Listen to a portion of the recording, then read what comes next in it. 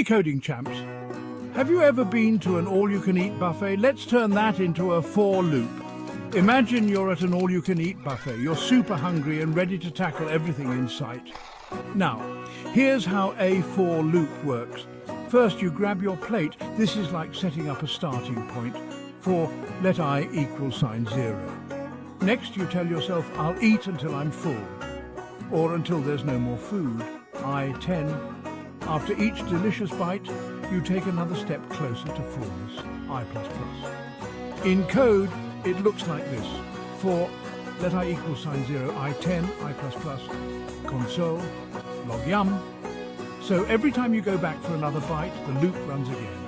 It's like a never-ending buffet. Until you hit that 10th bite and say, I'm done. And that's the magic of the for loop. It keeps going until the condition is met, helping you tackle tasks one bite at a time. Bon appetit! Like and subscribe for more bite-sized coding fun.